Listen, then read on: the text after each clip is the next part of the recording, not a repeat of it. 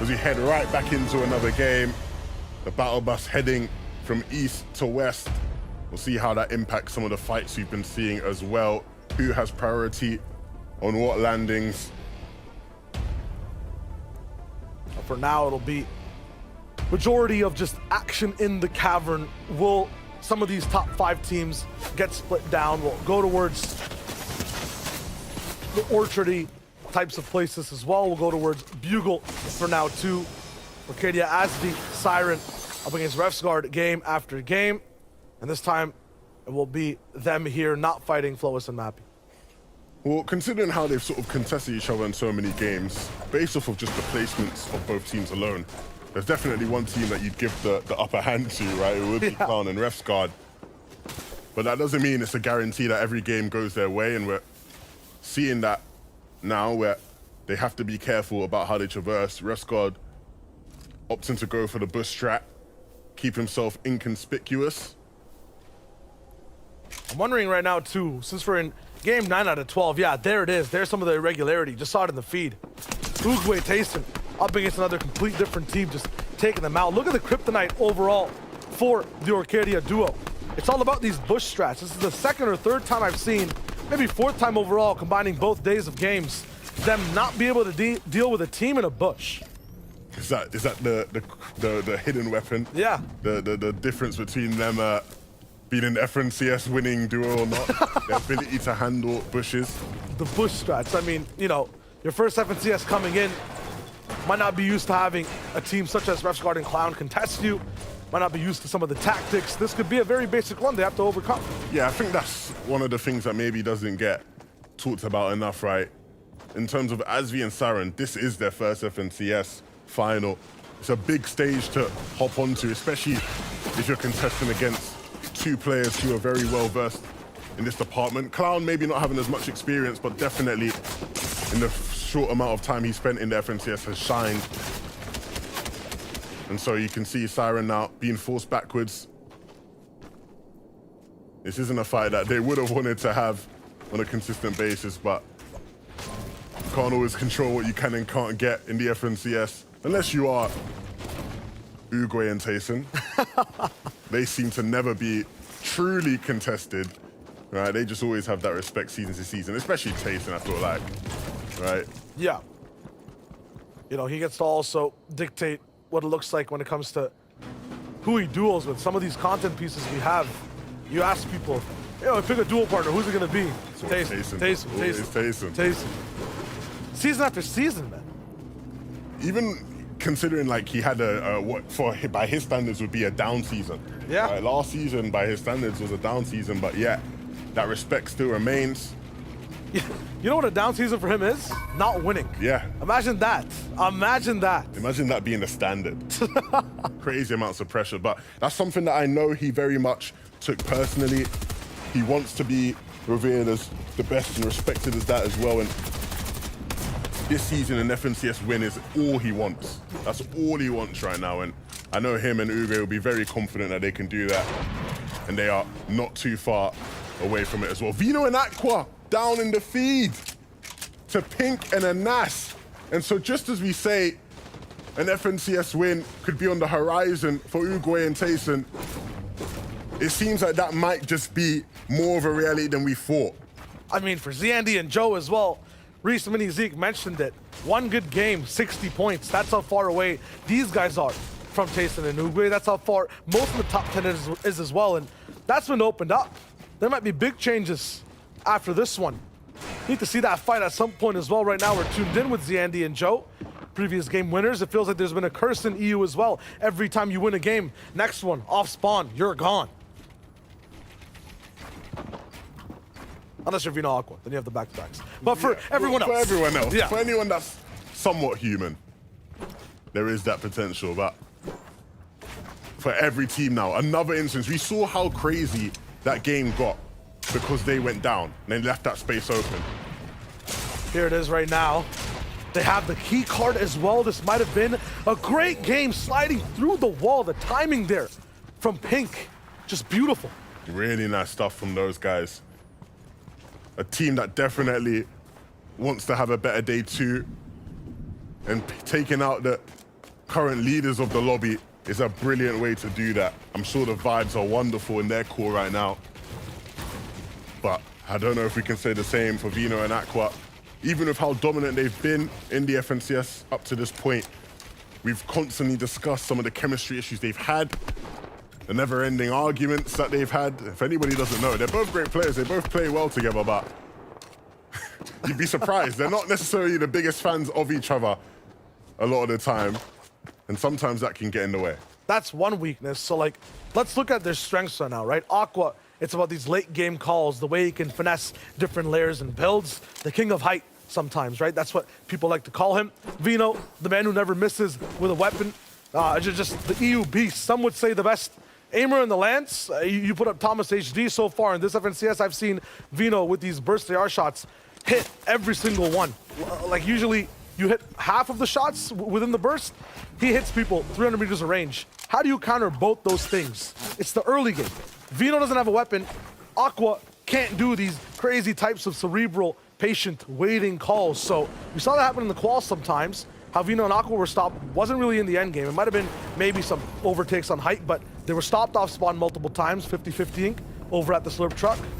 And then once again, you just look at them right now, stopped off spawn. The only times they've been interrupted in this FNCS. Yeah, and that might be the only thing that can really get to them, right? And so now for the rest of the teams, you just have to take advantage of that. If you are Malibu Mustache, they did start to slip a bit in the standings. We're sitting at third, dropped to fifth, now in fourth.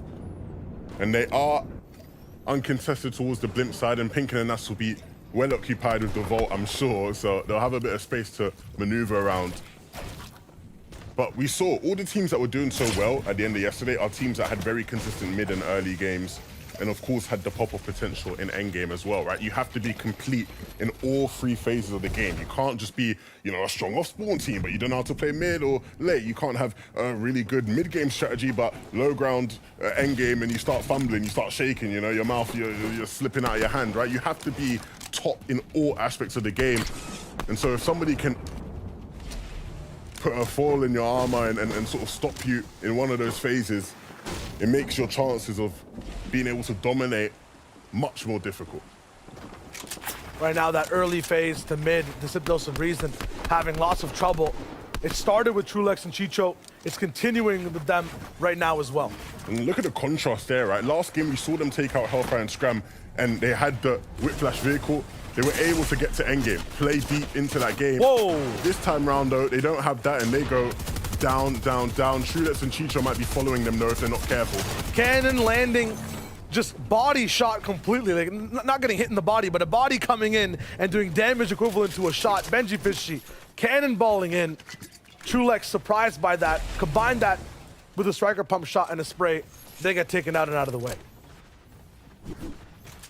It'll be interesting to see how Benji and Savage do with this zone. One of the zones that they thrived in when they qualified for the FNCS finals. And not a bad start to this game as well. We'll start to run a little bit. For them, I just feel like doesn't matter what the zone is, getting to a good spot in it, getting a good foothold, a nice base setup and rolling has been the trickiest part for them. In rotation is where they get tagged up a lot and slowed down. Yeah, I think the big thing for them is that they're a team where, you know, if you can get Mr. Savage and Benji to an end game, they have that potential to pop off. Absolutely. If you can get them there, they will hit prime, you know, season X type form, right? Front side, low ground, yeah, untouchable. Popping off, right? But it's about getting there. And so they have to make sure they secure things in the early game. Of course, there were some hiccups with that yesterday, switching drop slots, going back to Tilted after landing over towards the Collider for a bit.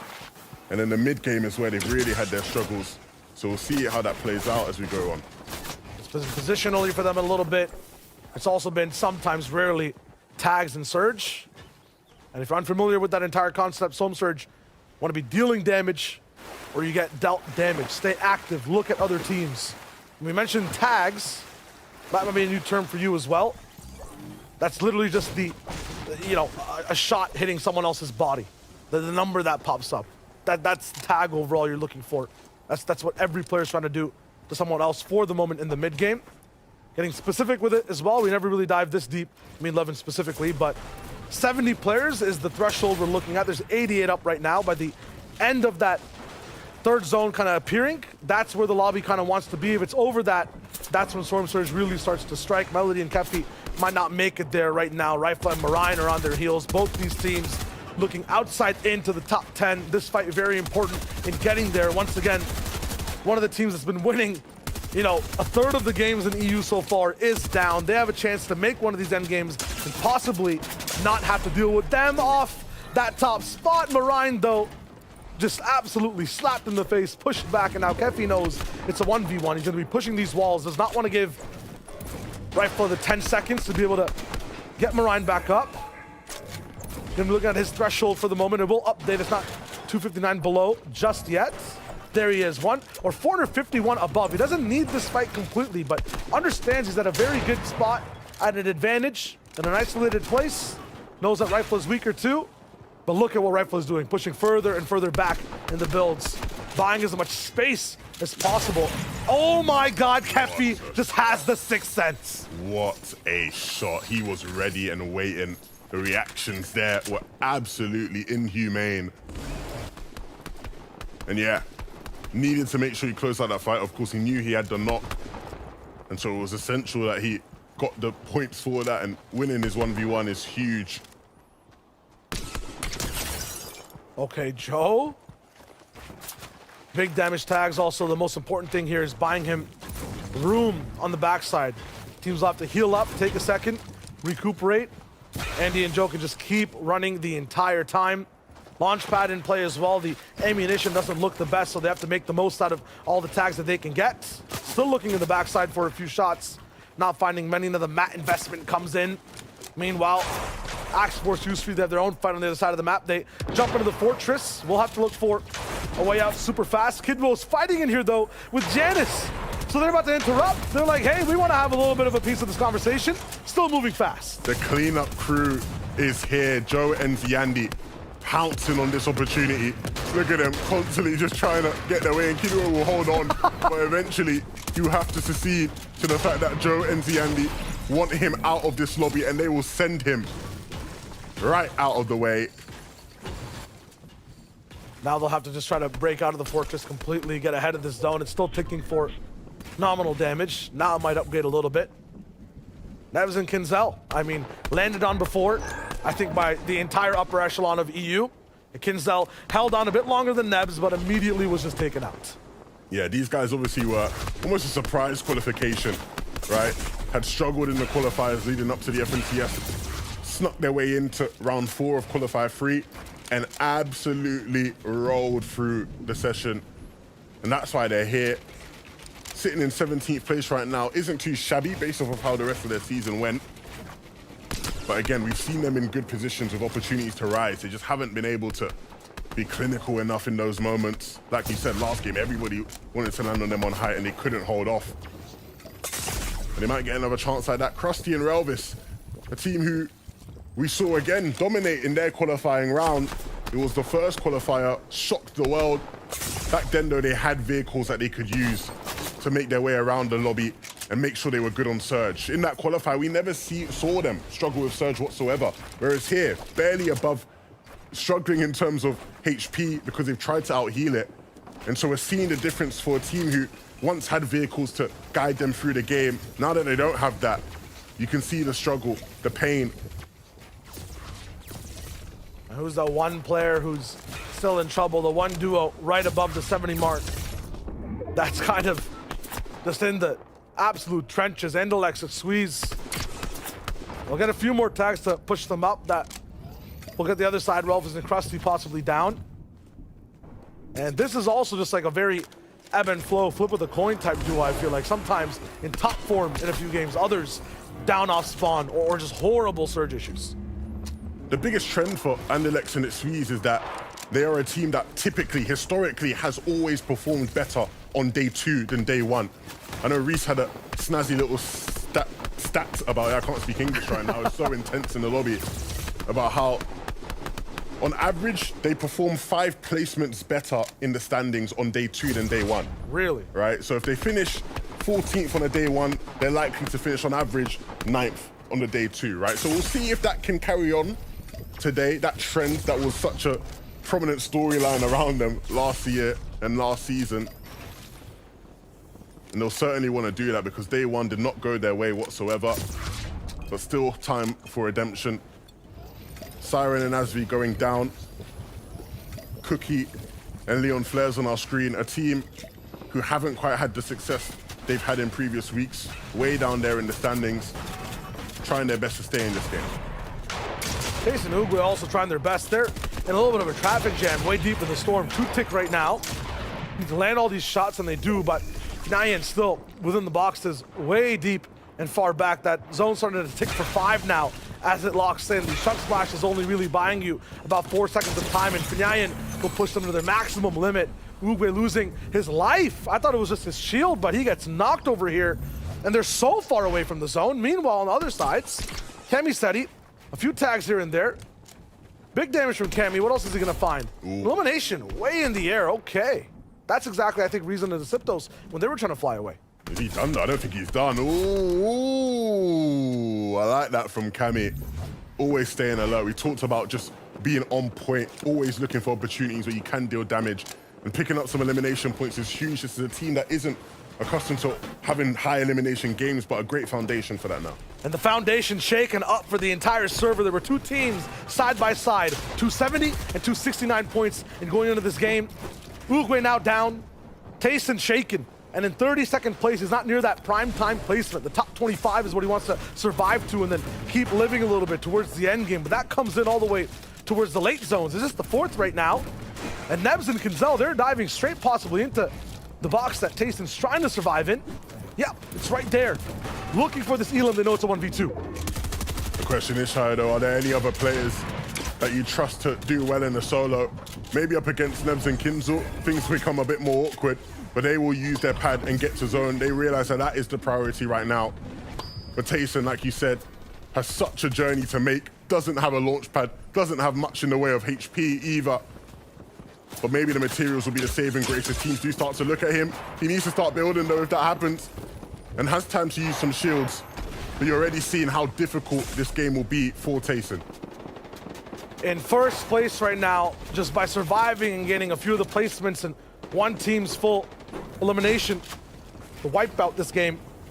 They push themselves forward, but can they keep that first place island just closed off for the rest of the lobby? Can Tayson live? Nope. The throne room for EU is open for tourists. This is gonna be a fun endgame. Our top two teams taken out before they can really have a say on the lobby. And that opening is just what teams need to push themselves up, to give themselves that bit of motivation now. Even the AD in the box from Ziandi, it feels like he's now alive, like he understands the stakes of the lobby has slightly changed. Off of a win previously, and Joe moving into the zone, I think, was taken down by Belusi at one point. Now he's back. They're looking good so far. They actually have one of the curses not active for them. A lot of the time, it's a max pull that Ziandi and Joe have to try to survive. Just like the previous game, they pull a little bit of that zone, have a 1v2 to fight as well. That refresh could be huge. Meanwhile, Mustache, Malabuka, Reese mentioned it, or actually it was Zeke that mentioned it in the segment between games. There haven't been too many crazy Delta changes, just kind of within the top 5. And Malabuka and Mustache, they've been one of them just bouncing up and down. And some could argue that they've gotten a bit quiet early on today, right? And so this is the time for them to get loud and show everybody why they're revered as one of the best mid-ground teams. And what do you need for mid-ground? What is kind of that checklist? Mats, positioning, they pull the half and half, they're ready to go. This might just be their game. For the rest of the server, they have to buy a ticket in. Ref's Guard and Clown up in the air, landing on snowy shores. Will they have a little bit of peace and quiet in this so-called temporary paradise is the question. On Ziandi and Joe's walls, Ref's Guard looking for something. 0 Elams on both sides. They might be just be down on Surge in general for the next zone that's coming up. They might be down on Mats overall. That's exactly what it is. Even ammunition lowering in both AR and that striker shotgun. Clown and Ref's Guard desperately need a refresh. Yeah, you can see doing everything he can there to try to claim some edits. I don't know if that's the door you want to be knocking on, though, when it's Joe and Ziandi. We know how hard they can hit when it's needed. Ziandi taken down by Belusi, so the way they were moving is being surveyed by many players. Joe, as a solo now, that makes everything so much more difficult. You can see Anas and Pink up above after they had a terrific start to this game. Will they be the ones to step up now and take high ground? Red Squad and Clown also moving the same way as the Andy and Joe did. There's about 10 teams watching this. 158 before he goes down. Red Squad does not fall without a fight. Might just be a 1v2 because that's Endelex, who we know was weak before, that took him out and traded lives with him basically. Not kind of maybe, they're not really. Double shots on that side. It's Hen and Queasy now who have high ground. We've talked about dominant high ground teams all day today, and somehow these guys have managed to slip by the tongue. But no, this could be their time to do it. Holding it early, but they're not going to be much competition for it in way of elite height teams. 500 above as well. Can we see Hen and Queasy put on a masterclass? We'll have temporary time to beat high ground kings for now. The zone moving over to mountains, so suddenly everyone will be pushed up towards the skies. Teach us some art skill, taken down. The shields are gone. Pink and Anas also moving straight towards the front side of the zone. They're waiting for the next one to prop up. They're waiting to take that natural low ground. Meanwhile, Joe, we saw Zandy go down. He's still moving in. 223 points. He has a chance to really roll all the way up. No match though, and he's deleted, stopped and taken down. Queasy and Hen now padding in the backside of the zone. They want to claim the front. There isn't anybody really in the air that can contest it. And so this might be the chance for them to keep it whole with Judo as a solo in the back of the zone. He's found a launch pad and he's got some white HP that he can use to give him some time. And now needs to glide in, cutting it really, really close. But the battle for height will continue. I don't think he's going to be a player in that. It's actually going to be Queasy and Hen taking shots at him and they force him down. We see Hen now taking over, Jackson behind him, not gonna have the HP to actually contest. Who are the people that can really stretch towards height? I don't see many right now. Thomas and Trippin all the way towards the front side. They're gonna be controlling middle. Pink though, moving up second height with an Oster, looking at something, but Neds and Kinzel do not want to give it to them for free. Hellfire taking out Kovacs, pulled aside, deleting Seti. So Cammy's left by himself, but Juice chasing him down. You can see Ju is going to start running into a lot of boxes that aren't his if he's not careful. Cammy might have to do the same as well. Just 5 builds remaining. Scram, a squeeze going down. Trippin and Thomas are still up in this one, and Cammy will hope to try and avoid those guys. 4 builds remaining, just lurking in the back of the zone, trying to find anybody as scuffed as him. It's a battle of mid-ground control. There's a labyrinth of builds with every single duo not wanting to go for height. There's no room to survive. You have to solve puzzles, build, shoot, and just try to do something for points. Stay alive at the same time. No match for Hellfire. He loses his eyes inside this maze and now has no idea where to go. Ju, this is a puzzle he can't piece together. He's running into boxes that he has no control over. He needs to try to find some space, some time if he can. There are players below him, but he's just going to hope that they can't see him or hear him. He needs to use the med miss as well, but it's run out. He's running low on time. Can he make his way in? He's struggling. He's hustling. He's fighting. Can he hit that shot? No. He is taken down. Meanwhile, Thomas, Trippin clash with Pink and Anas. They just trade lives completely. I think Trippin now is taken down by Anas. He's the last one just left out of that duo. It'll be Thomas now looking for that clutch. Loot falling from the sky doesn't going to be something that he can go and take. Cammy Slide running in into a box, but it's not going to be the play he wanted. Thomas now dropping down,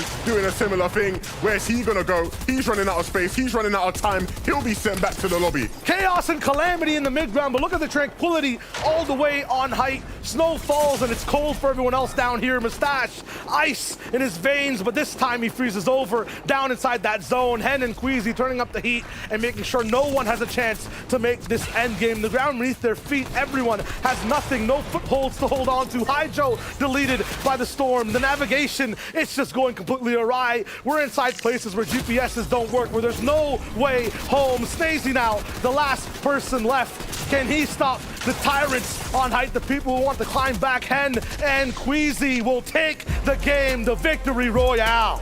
A masterclass on height from the reigning FNCS champions. They're showing us really what they still have the ability to do when called upon. When there was nobody really there to step up and take height, they were the ones to step up, put their foot down, stamp down on the lobby, and making things so awkward for Snazy below. A brilliant display of dominance from a team who has lacked it so far.